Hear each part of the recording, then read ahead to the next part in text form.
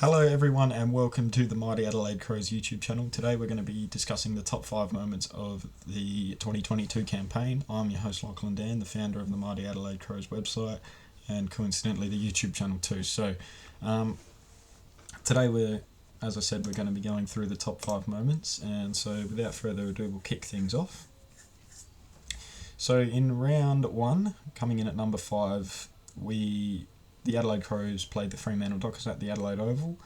It was a very sunny afternoon, and it was announced that pick number 4 from the previous year's draft, Josh Rachele, would be making his debut alongside fellow draftee Jake Saliga, with Jordan Dawson also set to make his Crows debut after his spending the first part of his career with the Sydney Swans. Now, coming into the game, Fremantle probably expected to take that next step into finals. Adelaide, not so much. But the Crows were still going to back themselves in particularly in home games, especially in the start of the season.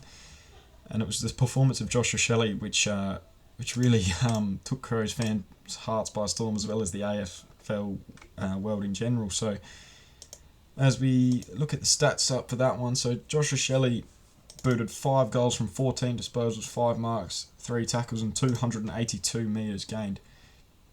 Now, you always expect a top 5 pick to play well. Sometimes it can start late, sometimes it can start early. With Josh Rachele, you can't really ask for much more than 5 goals on debut. And although the Crows did end up losing this game 83-82, it showed fans what he can do in the future. And although he didn't get the Rising Star nomination for that round, which is the best rookie of the round, he did pick it up for his performance in round 4 against Essendon. And although injury rattled the end of his debut season, there's definitely plenty to be excited about for Crows fans in the Josh Rachele fan club. He's got a bit of excitement about him that they haven't seen for probably a couple of years, maybe since the prime of Eddie Betts and Charlie Cameron when they were so successful for the grand final years. But they were definitely had their breath taken away from him in that game with 5 goals on debut, ripping apart the third quarter, almost single-handedly bringing the Crows back from trailing in the third quarter to being in front. Unfortunately, they couldn't hold on, but he was definitely not to blame for that one. So that's number 5. So coming in at number 4, we have Darcy, Fogarty and Taylor Walker's efforts in the round 15 game against North Melbourne at Blundstone Arena in Hobart. Now, coming into this game, Adelaide were in a bit of a form slump. Although they'd picked up a round 12 win, the win before that was in round 6 against the Bulldogs, so they were not in good form by any stretch of the imagination. So, and particularly after a tough loss to Gold Coast the week before. So there was definitely a bit riding on this game. North Melbourne were definitely by no means setting the world on fire, languishing in last position on the ladder. But it was going to be the debut of Jackson Archer, and a few were thinking, well, if there's ever a week for North Melbourne, it might be this one. But the Crows started well through Taylor Walker. Really, they took a 9-point lead into the opening break, extended that lead to 20 points by half-time. It was 31 by three-quarter time, and they finished up as 57-point winners. As we just bring up the stats for that game, we can see Taylor Walker was influential, particularly through the first quarter, keeping the Crows almost in it and allowing them to have the 7-point advantage. 6 goals from 8 scoring shots, 7 marks, really providing that physical presence up forward. And on the other hand was his protege in Darcy Fogarty with 4 goals from 20 disposals and 8 marks. And a lot of Crows fans had questioned maybe previously about whether the two can play together and whether it would work in the long run, or whether Fogarty needed Walker to retire. But it was this game that really kick-started the second half of the season for the Crows and their forward line, and showed their fans that if Taylor Walker can stick around, if his body stays durable, along with Darcy Fogarty, really help him pursue into the next phase of his career with a strong bit of form. So that game really was exciting for Crows fans, and they haven't had a couple of key forwards dominate a game in a while, so it was good to have one and the other shouldering the workload a bit, and they were brilliant in that 57-point victory over the Kangaroos.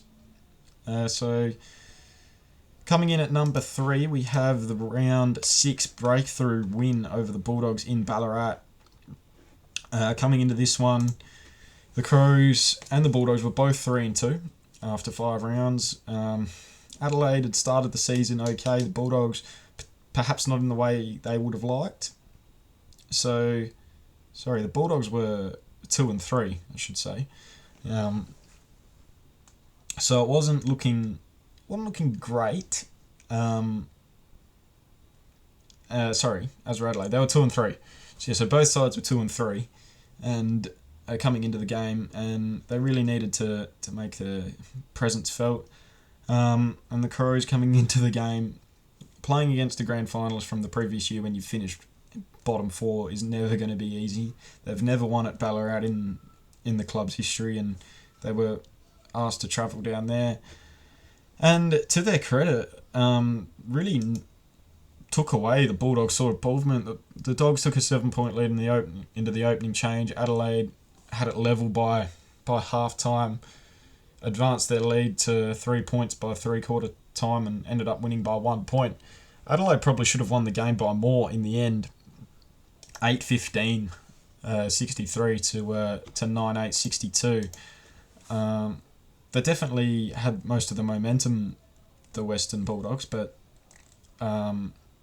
Adelaide just had a major amount of scoring shots. I thought the midfield stood up really well in this game, as well as the backline. The Dogs have a strong midfield, obviously. When you make a grand final, you're going to have a strong midfield with the likes of Marcus Bontempelli, Bailey Smith, Jack McRae, all entrenched in there as superstars. And they gave the forwards a high number of opportunity. It's just the defence of the Crows really stood up well, with leader Jordan Dawson, Tom Duday, Jordan Butts really standing up well. And the forward line were just able to convert. Taylor Walker strong in this game in just his 3rd game of the year. Including kicking his 600th goal late. The Dogs did kick a goal to take the lead, to cut it back to 1 point with 7 seconds to spare, but it was a dive on the ball in at the final centre bounce, and the siren rang, and the Crows ran away with a 1-point victory. And a lot of fans after that were thinking, mate, perhaps they might shock a few and almost sneak into finals, but they faded out towards the end, which wasn't great. The Dogs ended up going on to play finals, so it was good for Adelaide to have claimed a final scalp, and they were well entrenched in the top 8 after the round 6 clash. So coming in at number 2, we have Adelaide's 29-point victory over Carlton in round 20. Now coming into this one, Adelaide were not in a great batch of form. They'd been defeated by Sydney by 33 points the week previously, 5-point loss to Collingwood the week before that, amongst a number of different losses. Hawthorn by 32 points prior to that as well, and a game which they should have won. So a lot of Crows fans weren't coming into this game too optimistic. Carlton were in the top 4 at the time and looking like they were going to play finals. And from minute 1, the Crows were just on. They kicked the first goal of the game. It was performances from people such as Brodie Smith was terrific on this day with 37 disposals, 8 marks, 1,000 metres gained, which is just absurd from 93% time on ground. 28 kicks from in that 37 disposal haul as well. Rory Laird, 32 disposals, 12 tackles, 8 clearances. Jordan Dawson, the 25 disposals. And up forward, it was an inspired move. Ben Keys, who had been someone that had not played a lot of forward line football through his career, was moved up forward for a match-up as a defensive forward on Carlton. Halfbacker Adam Sarden ended up kicking 3 goals and was almost the difference in this game. Taylor Walker with 3 too, and Darcy Fogarty providing highlights with a mark and goal of the year contender. And they were able to win by 29 points in a really team display that they just dominated from minute 1, as I said. As we go through the match timeline, we can see Adelaide trailed by 3 points at quarter time with some wayward kicking. Took a 4-point lead into the half, 15 points by 3/4 time, and as I said, ran away 29-point winners. So There were definitely a lot of positives out of that game, and although it was a tough year for the Crows, it was good to finish with a big win at home against. Although Carlton didn't end up making the top 8, they'd been in the top 8 for 22 of the 23 rounds, so it was a big win for confidence and morale, and also to reaffirm to the fans what the club is trying to build going forward. So yeah, it was a strong win that day, for sure. Now, coming in at number 1, and it brings a smile to my face, and no doubt of it, many Crows fans all over the country and around the world, and I don't know how you could go past it. It's the round 3 after the siren win over arch rival Port Adelaide. Both sides coming into the game 0-2 after tough starts to the year, particularly for Port Adelaide. They were coming off a big 58-point defeat to Hawthorn the week before, so they needed to come out strongly, and they did in this game of football at Adelaide Oval. Took a 19-point lead into quarter time, and then it was trimmed to 16 by half-time, 13 by three-quarter time, and somehow with some Jordan Dawson heroics, with him winning the showdown medal in his first ever showdown in round 3, giving the Crows the win. So they were really, really strong in this game. I mean, showdowns are always hard-fought contests, doesn't matter where the sides are sitting on the ladder. But as we look in, Jordan Dawson obviously best on ground in this game with the showdown medal, 2 goals. You can't really look past that. As I said, where is he? 24 disposals, 2 goals. Yeah, he was really strong with 6 marks too. And then after the siren kick, Adelaide, they'd left it late, it must be said. Elliot Himmelberg was brilliant. After calls for him to be omitted from the side, he walked away with 4 goals, as well as young forward Lachlan Gollan did too. And Adelaide trailed by 10 points with not a lot of time left. That was cut back to 9 after a rush behind. Elliot Himmelberg snapped the ball over the back of his shoulder to cut it back to 3 points.